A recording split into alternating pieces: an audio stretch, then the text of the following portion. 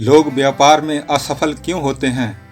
आप चाहे किसी भी तरह के बिजनेस में हों, उसमें आपकी भूमिका हमेशा एक सेल्स पर्सन की ही होती है, जिसमें आपको कुछ नियमों की पालना करना होता है और जितना सही से आप उन नियमों के अनुसार चलते हो, आपको अपने किसी भी प्रोडक्ट को बेचने में उतनी ही सफलता मिलती है। अगर आप उन नियमों के अनुसार नहीं चलोगे तो आपकी बिक्री भी उतनी ही कम होती चली जाएगी।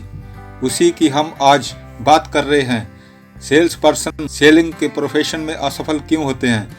जानी कि व्यापारी अपना माल किसी को बेचने में असफल क्यों होते हैं? इसका एक खास कारण है, क्योंकि वह लोग आमदनी को हासिल करने का तरीका और उसकी बढ़ोतरी के नियम को नहीं समझते और उनमें विश्वास नहीं रखते।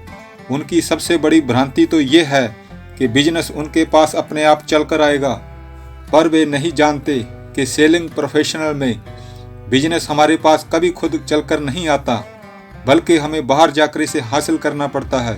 सफल लोग खुद इस जिम्मेवारी को स्वीकार करते हैं और वो सब करते हैं जो व्यापार लाने के लिए करना होता है। जो असफल लोग अपने भाग्य कुंडली, अपनी कंपनी, अपने उत्पाद, अपने मैनेजर, अपने ग्राहक और मौसम और ना जाने किन किन चीज़ों को दोष देते हैं कि इनके कारण हमारी बिक्री नहीं हो पाती, और असफलता के इन्हीं कारणों के अनुसार काम नहीं करने से आदमी और संस्था दोनों ही अपनी विश्वसनीयता को खो देते हैं। वे अपने ग्राहकों का बहुत ज़्यादा या बहुत कम फॉलोअप करते हैं। ये दोनों ही खतरनाक हैं। उदाहरण के लिए, अगर आप कस्टमर को कोरियर के द्वारा एक प्रपोजल भेजते हैं, फिर उसे मिलने तक के समय का इंतजार करते हैं, पर आपको कस्टमर के कोरियर पाने के 24 से 48 घंटे के अंदर ही उन्हें फ़ोन कॉल करना चाहिए। पर इस कॉल को इतनी जल्दी भी नहीं करना चाहिए कि आपकी अत्यधिक जल्दबाजी दिखाए और इतना समय भी ना लगे कि पार्टी का मूड ही ठंडा हो जाए। कुछ कारण है जिसकी वजह से सेल्स पर्सन समय के अनुसार फॉलोअप नहीं करते।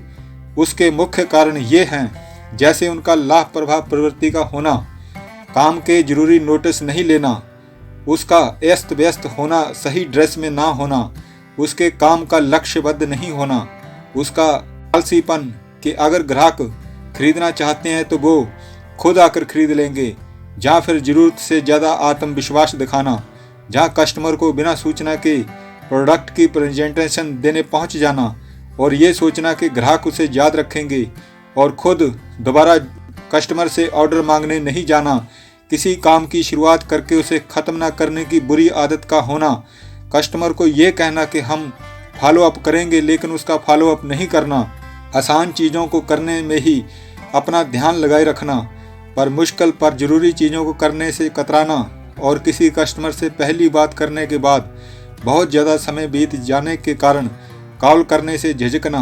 ज़्यादातर सेल्स पर्सन एकदम साधन विहीन और बिना ट्रेनिंग के होते हैं। ग्राहक की आवश्यकता समय के साथ बदल सकती है, पर वो सेल्स पर्सन अपने अंदर आज के हिसाब से अपने अंदर कोई भी बदलाव नहीं लाते, कुछ भी नया नहीं सीखते। लेकिन अच्छे प्रोफेशनल अगर अच्छी तरह ट्रेंड हों तो हमेशा बेचने के अनुभव में तरक्की ला सकते हैं।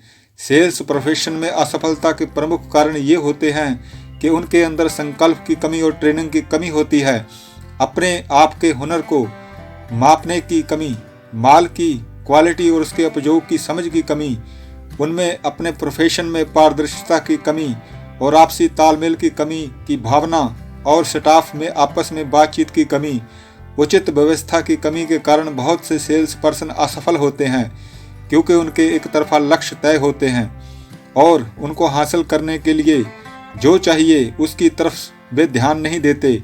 एक अच्छे प्रोफेशनल को कंपनी के साथ मिलकर लक्ष्य तय करना चाहिए और उसको हासिल करने के लिए जिन चीज़ों की ज़रूरत है उसका बंदोबस्त करना चाहिए। असफलता का दूसरा कारण है आपस में बातचीत की कमी या तालमेल की कमी। सेल्स और मार्केटिंग की टीम में तालमेल की कमी होना।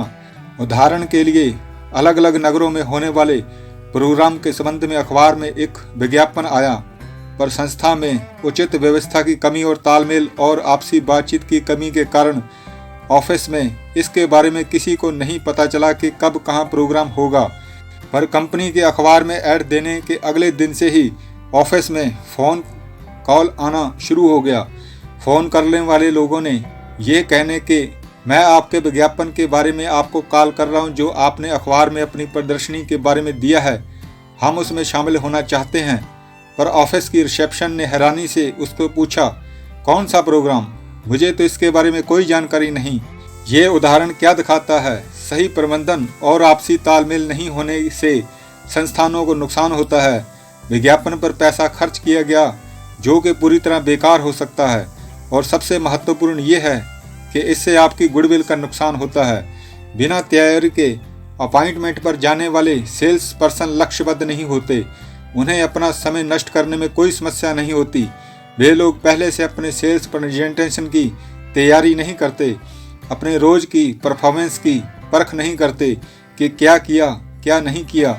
अपने आप को परखना हमें हमारी पॉजिटिव सोच को बढ़ाने और नेगेटिव सोच को घटाने में मदद करता है। जब तक आप ये नहीं करेंगे, आप कैसे जानेंगे कि आप सही कर रहे हैं या गलत? एक बार एक सेल्समैन किसी मीटिंग में से वापस आया जहां वह बिना किसी तैयारी के गया था। मैनेजर ने पूछा, क्या आज तुम्हें कोई ऑर्डर मिला? तो सेल्स पर्सन ने कहा, मुझे 2 ऑर्डर मिले। मैनेजर ने पूछा, कौन से? तो उस सेल्समैन ने कहा, एक शट अप और दूसरा गेट आउट। अच्छे प्रोफेशनल सेल्समैन अलग दिखते हैं क्योंकि वह अपनी मजबूत फॉलोअप की व्यवस्था बनाते हैं। समय के साथ चलने की नीति विश्वसनीयता और ग्राहक के साथ भरोसा बनाने में मदद करती है। फॉलोअप का एक सिस्टम है जो सेल्स के पहले और सेल्स के दौरान और सेल्स के बाद भी किया जाता है। ज़्यादातर सेल्स पर्सन फॉलोअप करने के मामले में कमज़ोर होते हैं। एक अच्छे फॉलोअप के लिए अनुशासन का संकल्प और एक दैनिक कार्य व्यवस्था का होना जरूरी होता है। फॉलोअप 2 तरीके का होता है, सिर्फ ग्राहक से सूचना लेना ही नहीं बल्कि उसे सूचना समय के अंदर देना भी ही होता है। अच्छा सेल्स पर्सन ग्राहक को सभी प्रकार की जानकारी देता है और परेशान करने वाली बातों से कस्टमर को दूर रखता है। एक अच्छा सेल्स पर्सन ग्राहक को प्रोडक्ट की जानकारी ग्राहक के पूछने से पहले ही दे देता है। ये ख्याल रखने की प्रवृत्ति को ग्राहक को दर्शाता है। अगर ग्राहक प्रोडक्ट की जांच करता है तो वास्तव में उस सेल्स पर्सन ने जो कहा होता है वही निकलता है, जिससे उस सेल्स पर्सन की सही इमेज उस कस्टमर के मन में बनती है। पर घटिया सेल्स पर्सन जो कहते हैं उससे उल्टा ही कस्टमर को मिलता है। वे फॉलोअप की जिम्मेवारी ग्राहक पर ही डालते हैं और कहते हैं कि आप मुझे बाद में कॉल कर सकते हैं, जहाँ बाद में जानकारी आप जो भी जानकारी आप मुझसे लेना चाहते हैं मुझसे फ़ोन करके ले सकते हैं। तो दूसरी तरफ एक अच्छा सेल्स प्रोफेशनल अपनी जिम्मेवारी लेते हुए कहेगा, अगर आपका इस समय फ़ोन नहीं आया तो उसके बाद मैं आपको फ़ोन कर लूँगा और जो जानकारी आपको चाहिए मैं आपको वह जानकारी दूंगा। इस उदाहरण के अनुसार पहले वाला सेल्स पर्सन खुद को ग्राहक के हाथ में रखता है और अपना नियंत्रण खो देता है और अपना पल्ला झाड़ने की कोशिश करता है, तो दूसरा सेल्समैन नियंत्रण अपने हाथ में रखता है और ड्राइवर की सीट पर बैठता है और हर हालत में अपनी सेल्स को सौदे में कन्वर्ट कर देता है। तो यही है असफल सेल्समैन की कहानी और सफल सेल्समैन की कहानी।